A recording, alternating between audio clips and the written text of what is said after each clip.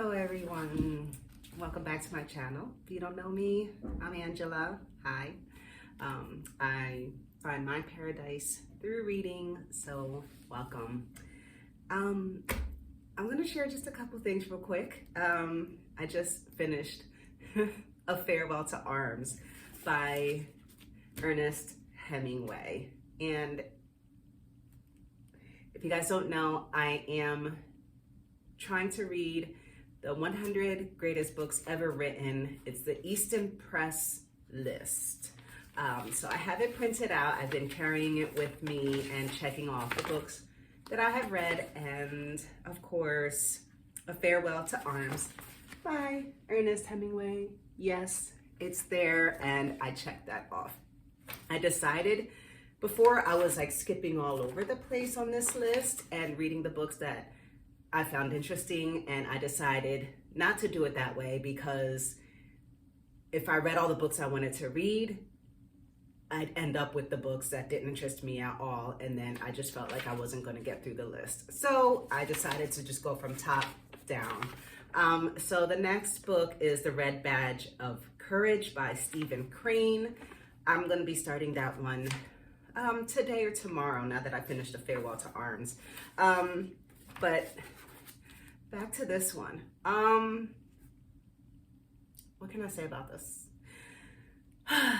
It was quick. It was quick. It was super, super easy to read. What this is about is World War I, and the main character, I think his name is Henry.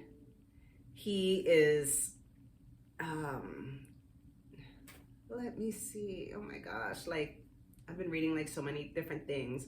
But anyways, he is not Italian, but he was in Italy. I think he was studying architecture there when the war started, and he signed on with the Italians as an ambulance driver. I think he was British or American. He's American, and he ended up falling in love with a British nurse who was serving in that area. So it's about war and love. Super, super easy writing and easy to read and understand. It was okay. I'd probably give it like 3 stars. However, and here's what I'm going to say, and with all due respect to Mr. Hemingway's family, shame on you, Patrick. And shame on you, Sean Hemingway. And here's what I'm getting at. And I don't know how this was even allowed or how the publishers didn't catch this. I went into this book knowing nothing. I was excited about it. Like, all right, you know, hear about Farewell to Arms. I really don't know anything other than it was war, love. Ooh, okay, let's see what it's about. Oh my gosh, this guy. So there's the foreword, okay? Which was written by Patrick Hemingway, which is Ernest Hemingway's son. I really appreciated what he said about his father and the writing of the book and everything. However, Patrick, dude, he put in the biggest spoiler in this foreword. Like, I didn't know anything about this book, and he just said like the biggest spoiler. And I was so, you couldn't unread that. You can't unread it. So then I was like, okay, I'm gonna read the introduction next, which was written by Sean Hemingway, which is Ernest Hemingway's grandson. He did the same thing. Sean, like seriously? Big spoiler. Big spoiler. And I'm not gonna spoil it for you guys. So if you have not read A Farewell to Arms, and this is the edition that you're going to read, do not read the foreword and the intro until after you read the book, because it kind of ruined it for me, honestly. I probably would have given this 4 stars, but because those spoilers were given in the beginning, I had nothing to look forward to. As soon as this character appeared in the story, I knew who that character was and what was going to happen. So there was no huge surprise. There was no turn of events. There was like, oh, I already know what's going to happen. So that spoiled it for me. I don't know how the publishers didn't read that and say, like, we can't do that. I don't know. However, Ernest Hemingway's intro, which he wrote in 1948, was hands down the best intro I have ever read in a story, or in any book. His intro was so enjoyable. Like, pretty much most of the tabs that I have in this book are just from the intro, because he just says so many like really deep and insightful things. He gives really good advice when it comes to writing, just like his experience, and he's just so down to earth and so sweet, and he's so proud of his work and so excited about it, and it just really made me want to read it, you know. And I'm just like, oh, you sweetheart, I'm gonna read your book. And he was just so proud of it, and I loved how he spoke of this book and how he spoke of war. And one of the things, okay, here's what he says of war, and I'll just share this with you. It is the considered belief of the writer of this book that wars are fought by the finest people that there are. Or just say people, although the closer you are to where they are fighting, the finer people you meet. But they are made, provoked, and initiated by straight economic rivalries and by swine that stand to profit from them. I believe that all the people who stand to profit by a war and who help provoke it should be shot on the first day it starts by accredited representatives of the loyal citizens of their country who will fight it. The authority of this book, the author of this book would be very glad to take charge of this shooting if legally delegated by those who will fight, and see that it would be formed as humanely and correctly as possible. Some of the shootees would undoubtedly behave more correctly than others, and see that all the bodies were given decent burial. We might even arrange to have them buried in cellophane or any one of the newer plastic materials. If, at the end of the day, there was any evidence that I had in any way provoked the new war, or had not performed my delegated duties correctly, I would be willing, if not pleased, to be shot by the same firing squad and be buried either with or without cellophane, or be left naked on a hill. So this is, oh my gosh. Ernest, I love you, dude. I love you. So this is my first Ernest Hemingway book, and I really am gonna read others. I'm sure of it. So that's that. Other books that I am currently reading. I am reading A Cinco Pies de Ti. This is, in English, it's 5 Feet Apart, I think. So this is the Spanish version of 5 Feet Apart. They also have a movie made of it, which I did see some years ago. So this is about a girl, Stella, who's in the hospital. She has cystic fibrosis. It's a very horrible disease with her lungs, and waiting for a transplant, going through different treatments. So she has to stay in the hospital. She's just very sick. And there are other teenagers in this hospital also battling these lung diseases. And because their disease can cross-contaminate with other people or other patients that have cystic fibrosis, they can't be closer than 5 feet apart. So 5 feet apart is a minimum. And so what happens is she ends up falling in love with another patient. They fall in love, and it's like, hey, how can you date someone or have a relationship when you can't even get close to this person? Because it could be deadly. I mean, it will kill them if they get closer than 5 feet. So that's what this is about. I'm reading this in Spanish because this is one of the things that I do to ramp up my Spanish vocabulary. Okay, so this is the cover. In the book, she says that her sister paints, makes pictures and drawings for her hospital room to decorate her hospital room. And one of the pictures or paintings was of lungs and flowers all in the lungs. So that's the cover, which I think is just really, really pretty. It's her lungs and them being beautiful and decorated and flowery. And then there she is, and her love interest kind of separated by 5 feet. And knowing how I like to match my bookmarks with my books, this is the bookmark that I'm using for it. So it's a cute little purple dragonfly with a little flower on the other end. I thought it matched the book. And then if you want to see, look, this is how I read it. I underline it as I go, and then when I come across a word that I'm not sure of, I will highlight it and I will write the definition.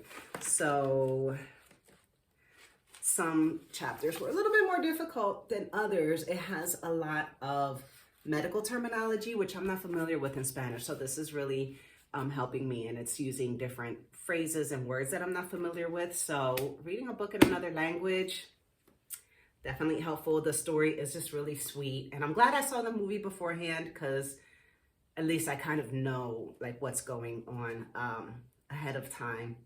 And it helps me with figuring things out in translation and the context. So that's that. The other book I'm reading is L'Étrangère. I'm sorry. This book was written by, I just flung my bookmark out of there. Rachael Lippincott. Rachael Lippincott. Wonder if this person's written anything else. I've never heard of this author. Okay, the other one is by Albert Camus, and this is L'Étranger. This book is written in French.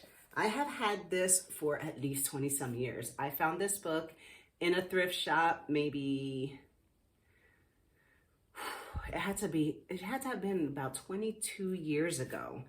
And I had read little bits and pieces of it, but now that I'm like really trying to amp up my French knowledge and amp up my vocabulary, I am reading this book in a whole new way, and I'm doing the same thing pretty much,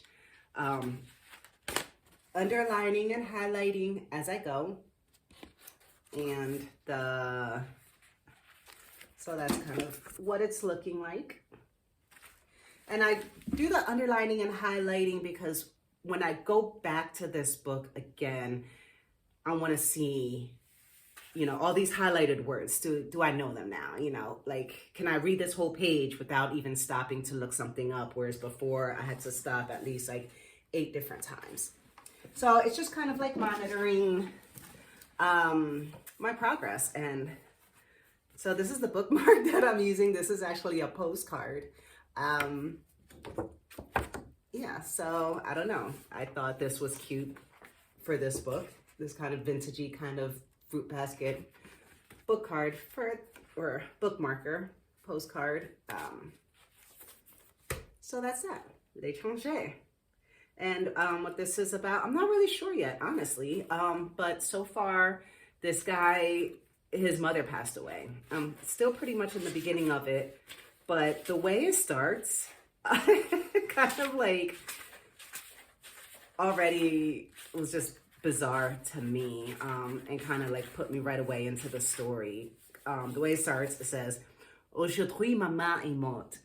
Ou peut-être hier, je ne sais pas. J'ai reçu un télégramme de la mère décédée. Enterrement demain. Sentiment distingué. Cela ne veut rien dire. C'était peut-être hier." So basically he's saying, the first thing he says is, today, mom is dead. Or maybe yesterday, I don't know. I received a telegram from the asylum, or I don't think it's really an asylum though. I think it's just like a retirement home. It says, mom died, burial tomorrow, distinguished, sentiments. He's like, so maybe it was yesterday. Maybe she died yesterday. I don't know. So this is just really bizarre, and that's how it is. Like, he goes over there, he's goes to the funeral. It's just bizarre so far. So, but I'm enjoying it. That's that book. If you're interested in French, there you have it. And then we have Day of Fallen Night by Samantha Shannon, the prequel to Prairie of Orange Tree. What I did with this one, I put a marker every 50 pages just to I don't know, for my own reading pleasure and for my motivation, like I'll get to a flag and I'm like, oh shoot, I just read 50 more pages. Oh. So I don't know. For big books, I kind of like having that there. I am 200 pages in, a little over 200 pages. This is a lot. Oh, let me share my bookmark. I did use my fantasy bookmark. See, I love using this one with books that have like mythical creatures, magic, fantasy. I don't know, just so cute. But anyways, about 200 pages into it. A lot like the Prairie of the Orange Tree, where it's going back and forth between like different lands. So it's like north, next chapter west, next chapter south, next chapter is what's going on in the east. And it has so many characters and so many backgrounds and so much history. It's hard to keep it straight. So I'm struggling with that a little bit. Still liking it though. Stuff is starting to happen and you're like, oh shoot, you know, so yeah. And then I'm not trying so hard to keep track of who everybody is. I'm getting like the main gist of it. I'm like, okay, so this girl is actually a princess. Okay. And then, oh, so-and-so is knocked up and dipped off, you know, okay. And so-and-so saw something leave the mountain. And so I'm getting little bits and pieces. I can't keep everyone straight. I might have to read this more than once. Same with the Prairie of the Orange Tree. If you want to get like the full picture and understand it, you probably have to read it more than once. This is the first time you're not going to keep stopping to try to figure out and go back through the pages and try to figure out who is who and what was what. They do have this appendix and this glossary at the back with the people of the story and who they are, and some words that you may not be familiar with, like, or creatures like an ichneumon. What the heck is that? So if you come across something you're not really sure what it is, you can go back to the glossary and see if it's in there. Sometimes it is, sometimes it's not. But yeah, that's that. So far, yes, enjoying it. I'm hoping to have this done by next week, I hope. But I don't know. I like it. I like it. It was a long time. It felt like forever waiting for it. It was only a couple months, but still. Because I think I only started the Prairie of the Orange Tree in December. Finished it in January. I think it took me maybe a week or two to read that.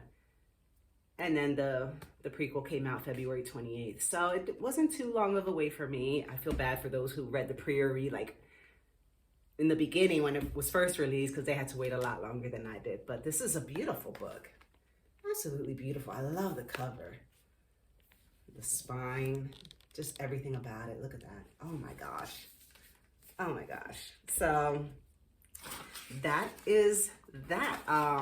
Definitely. So finished Farewell to Arms, reading a book in French, reading a book in Spanish, reading A Day of Fallen Night, and we'll be starting A Red Badge of Courage today or tomorrow. I understand that's a shorter story.